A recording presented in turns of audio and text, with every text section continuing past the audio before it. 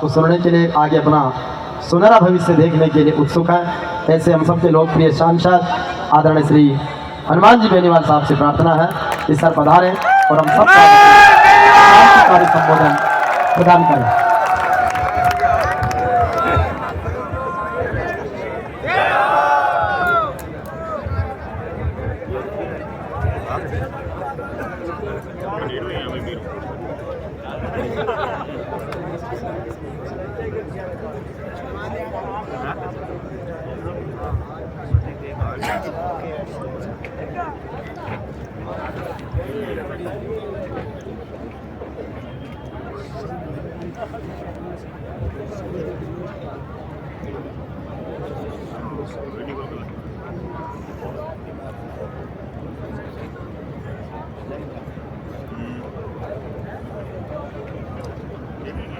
ईडवा के अंदर जानदार शानदार कार्यक्रम आप लोगों ने आयोजित किया। मैं बधाई दूंगा समस्त ईडवा तेजाजी महाराज के मंदिर निर्माण विकास समिति को, नौजवानों को और अशोक जी पूनिया को इस बात का धन्यवाद जिन्होंने जमीन डोनेट की, और पूनिया साहब हमारे दूसरे वाले थे जिन्होंने 6 लाख और उमाराम जी को 6,51,000 रुपये, और तमाम उन गौमाताओं को जिन्होंने अपनी श्रद्धा अनुसार इस मंदिर निर्माण के लिए एक एक पैसा जो बहुत कड़ी मेहनत से मारवाड़ के अंदर कमाया जाता है। यह हमारा कोई मेरी इलाका नहीं है। यहाँ तो किस तरह लोग आगे आए, किस तरह परिस्थितियां बदली, ये जब कालांतर के अंदर जाएंगे दिन बाद वो सब इतिहास के अंदर लिखी हुई बातें हैं कि हमने कितना संघर्ष किया। अंग्रेजों के राज के बाद अकाल का साया, राजाओं का राज, फिर नेताओं का धोखा और शिक्षा की कमी, उसके बावजूद हम लोग स्वाभिमानी हैं, डटे रहे, और उसी का परिणाम कि वीर तेजाजी महाराज के भव्य मंदिर का निर्माण जो नागौर जिले के अंदर एक अनूठा उदाहरण ईडवा गांव से आपने दिया।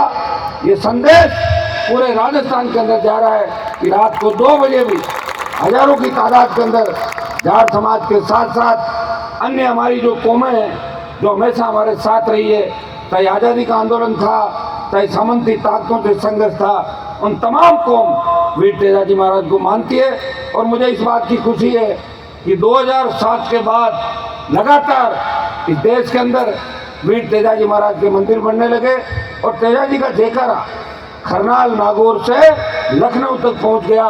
राजस्थान की विधानसभा के अंदर 2008, 13, 18 के अंदर तेजाजी महाराज के जयकारे के साथ हमने किसान कौम उसका हक और अधिकार दिलाने की लड़ाई की शुरुआत की। और लोकसभा के अंदर जब मैं गया था तो तेजाजी महाराज का जयकारा जब मैंने लगाया, और शपथ के बाद कई सांसदों ने पूछा कि वीर तेजाजी महाराज क्या थे, तो मैंने उनको बताया कि हमारे लोक देवता ज़्यादातर राजस्थान के अंदर हुए हैं, वो 500 साल और 400 साल पुराना इतिहास है। वीर तेजाजी महाराज का इतिहास 1000 साल से पुराना हमारा इतिहास है। 1000 साल पहले जिस तरह भारतीय जनता पार्टी के लोग अभी गाय की रक्षा की बात कर रहे हैं, वो तो 1000 साल पहले हमारे जाट समाज के तेजाजी महाराज ने 1000 साल पहले ही गाय की बात करी। तो बीजेपी पार्टी थोड़ी हुआ करती थी। तो गाय की रक्षा के लिए अपने प्राण न्यौछावर किए और वचन निभाया। वचन या तो राजा रामचंद्र जी निभाया था तो 14 साल का वनवास गए, राज छोड़ा, या वीर तेजाजी महाराज ने अपने वचन निभाते हुए प्राण न्यौछावर करके इस कौम का नाम इतिहास के अंदर लिख दिया। भाइयों, हमें इस बात का गर्व है कि हम उस धरती से आते हैं जब वीर तेजाजी महाराज हुए। और मैं सबसे ज़्यादा धन्यवाद दूंगा राजस्थान के देश के नौजवानों का, चाहे उत्तर प्रदेश का है, चाहे हरियाणा का है, चाहे मध्य प्रदेश के अंदर है, चाहे जम्मू कश्मीर के अंदर है। जाटों के जो 13-14 स्टेट है, और उनके साथ साथ गुर्जर समाज और अन्य समाज जो तेजाजी महाराज को मानते हैं। आज सोशल मीडिया के माध्यम से जिस तरह तेजाजी महाराज आगे बढ़ रहे हैं, मुझे लग रहा है जो जो तेजाजी महाराज का जयकारा लग रहा है, क्यों क्यों हम राजस्थान के अंदर सरकार की ओर आगे बढ़ रहे हैं। आने वाला समय राजस्थान के अंदर आपका होगा, ऐसा मुझे नजर आ रहा है। भाइयों, एक जमाना था दस साहब, तो आपके यहाँ से पढ़ लिख के मजिस्ट्रेट बने, जज बने, और इन्होंने समाज सेवा भी, मैंने कई लोगों को देखा कि नौकरी लगने के बाद वो लोग समाज से दूर हो जाते हैं। इन्होंने हमेशा ध्यान रखा और नौकरी के अंदर होते हुए भी अगर कोई पीड़ित व्यक्ति या कोई परेशान होता था उसकी मदद करते थे। ये वही नागौर है जब पीने के पानी की व्यवस्था 70 साल बाद तक अभी भी नहीं है। कोई न कोई तो इसकी जिम्मेदारी लेगा। मैं तो कैसे ले सकता हूँ, मैं तो पहले था ही नहीं नागौर के अंदर। मैं तो 2008 से राजनीति के अंदर आया हूँ। हाँ, मेरे पिताजी भी विधायक थे तो किसी न किसी नेता के साथ थे। अगर सोच अच्छी होती, मैं किसी नेता की बुराई नहीं कर रहा हूँ, ये कोई राजनीतिक मंच नहीं है। अगर अच्छी सोच होती, नागौर की धरती पर सिंचाई का पानी आ जाता, नागौर की धरती सोना उगलती, पंजाब के किसान के बेटे बेटियों की तरह हमारे बच्चे भी कनाडा के अंदर जाते, अमेरिका के अंदर जाते, इंग्लैंड में जाते और जापान के अंदर जाते। लेकिन दुर्भाग्य इस बात का था, इस ओर किसी ने ध्यान नहीं दिया। न तो शिक्षा की ओर ध्यान दिया, न लोगों के रोजगार की ओर ध्यान दिया। हम धीरे धीरे पिछड़ते चले गए। मैं धन्यवाद दूंगा नौजवानों का कि तेजाजी महाराज की कृपा से चाहे 10वीं पास था, 12वीं पास था, वो गुजरात गया, वो महाराष्ट्र गया, वो मद्रास गया, वो गोवा गया, दमन दीव से लेकर तमाम देश के अंदर, छोटे छोटे स्टेट के अंदर टेलीफोन आते हैं, बच्चे मिलते हैं, बाहर जाते हैं, दिल्ली में हर जगह कहते हैं कि आप कार्यक्रम रखो। और मुझे खुशी हुई जब पिछली बार 2 साल पहले सूरत में और बेंगलोर के अंदर जो कार्यक्रम थे वीर तेजाजी महाराज के, उनमें 40,000 और 50,000 की संख्या वहाँ पे कार्यक्रमों के अंदर हुई और पूरे देश के अंदर संदेश गया कि जाट समाज तमाम देश के अंदर फैला हुआ। ये भाइयों, आपकी मेहनत का परिणाम है, वीर तेजाजी महाराज की कृपा का परिणाम है।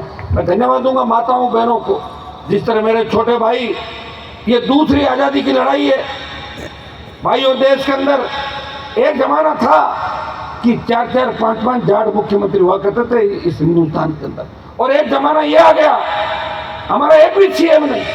और पहली बार 52 से लेकर आज तक की दिल्ली की सरकार देखी जिसमें एक भी जाट कैबिनेट मिनिस्टर नहीं है दिल्ली के अंदर। इससे बड़ा दुर्भाग्य नहीं हो सकता।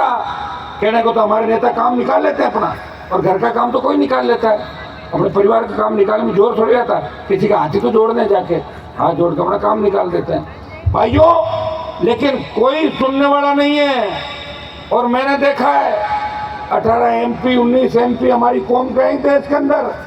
जब देश का किसान तकलीफ के अंदर था, जब देश का किसान सड़कों पे था, उत्तर प्रदेश, हरियाणा, दिल्ली, पंजाब का किसान लाठी गोली और तोप के सामने बैठा था, तब किसी किसान के बेटे ने सत्ता नहीं छोड़ी। अगर सत्ता को किसी ने ठोकर मारी, वो नागौर का सांसद था जिसने सत्ता को ठोकर मार के प्रधानमंत्री को कहा, प्रधानमंत्री जी मुझे मंत्री नहीं बनना, मैं मेरे भाइयों के साथ सड़क पर बैठूंगा। और शाहजहांपुर बॉर्डर को रोक दिया, गुजरात और दिल्ली का कनेक्शन काट दिया। और देश के अंदर बात चली कि राष्ट्रीय लोकतांत्रिक पार्टी जो नए किसान के बेटे का दल है, वो हिम्मत वाला नौजवान है जिसने सत्ता को छोड़ दिया। ये बात सेंट्रल हॉल के अंदर चलती है, ये बात दिल्ली के अंदर बड़े नेताओं के अंदर चलती है, ये कांग्रेस और बीजेपी के दिग्गजों के अंदर बात चलती है। हनुमान बेनीवाल इमोशनल और भावनात्मक व्यक्ति है, अपनी कौम को परेशान नहीं देख सकता। और भाइयों, सत्ता ही नहीं छोड़ी।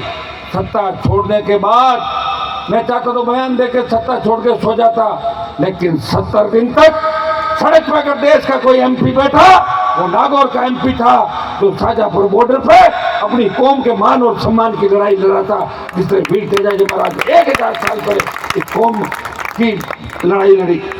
मैं इतना ही विश्वास आपको दिलाता हूँ, ये कोई राजनीतिक मंच नहीं, और राजनीति के अंदर उतार चढ़ाव चलते रहते हैं। लेकिन हनुमान बेनीवाल ने जब नई पार्टी बनाई तो राजस्थान के मेरे समाज के कई लोगों ने चिंता की थी कि हनुमान जी आप ये क्या कर रहे हो, आप तो हमारे विधायकों की संख्या कम कर दोगे।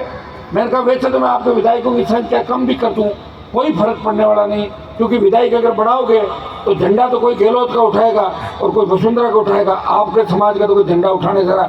लेकिन फिर भी आप कहते हो तो मैं विधायकों की संख्या कम नहीं करूँगा। भाइयों यही नागौर है जहाँ 10 में से 8 विधायक मेरे हिसाब से तो 30 साल का तो मुझे पता है, उससे पहले के 10 साहब बता सकते हैं। 8 शायद पहली बार ही बने हैं, और 8 पहली बार क्यों बने हैं, 7 को तो बनाने में मेरी भूमिका थी। लाड़ू में जरूर कैंडिडेट मैंने खड़ा किया था, ये बात तो मानोगे कि नहीं मानोगे आप? तो भाइयों, और यही नहीं, बाड़मेर से लेकर भरतपुर तक तमाम उन लोगों की जो उन जिले के अंदर मजबूती के साथ काम कर रहे हैं, चाहे वो कांग्रेस से चुनाव लड़ रहे थे, चाहे भारतीय जनता पार्टी से लड़ रहे थे, समाज के विधायकों की संख्या 27 से बढ़ाकर 35, 38, 40 तक ले गया। और जो समाज विरोधी थे, बड़ी बड़ी डींगे आंकते थे, उनकी संख्या 15-16 पे लाके पटक दी, जो 30 थी राजस्थान के अंदर। ये हनुमान बेनीवाल ने किया था। भाइयों, पिछली बार तो मैंने चिंता कर ली, लेकिन अब मुझे मेरी और आपकी भी तो चिंता है। नहीं तो मेरी भी उम्र बढ़ती जा रही, धीरे धीरे बढ़ रही, नहीं बढ़ रही। अगली बार कौन सा जन्मदिन, अगली बार कौन सा, तुम देखते हो, लड़ते लड़ते समय निकल गया। कॉलेज विश्वविद्यालय की राजनीति, विधानसभा का सफर और लोकसभा का सफर, सत्ता के खिलाफ लड़ने के अंदर बड़ी ताकत लगती है। मैं इस राजस्थान का एक MP हूँ जो घर पे आए हुए लोगों को कभी ये नहीं कहता कि मेरी चलती नहीं है। मैं टेलीफोन उठाता हूँ, काम करने का प्रयास करता हूँ, और ईश्वर की कृपा से 50, 60, 70% काम हो जाते हैं। दिल्ली के अंदर भी अभी आपने देखा होगा, सेना भर्ती रैली को लेकर शायद पहला मौका होगा कि रक्षा मंत्री के साथ संघर्ष कर रहे 7 स्टेट के नौजवानों को पौन घंटे तक बैठा के बात कराई, और ये आश्वासन दिलाया कि सेना भर्ती के अंदर आयु में छूट के साथ जल्दी रैलियों का ऐलान हम करेंगे। ये विश्वास और सबके सामने ले जाते हैं। भाइयों, ये लोकसभा थी, आप इतिहास उठा के देख लें, ये बात मैं थोड़ी बोल रहा हूँ, ये तो लोकसभा की लाइब्रेरी, लोकसभा का सिस्टम बोल रहा है कि कौन MP वहाँ कितने टाइम क्या कर रहा था।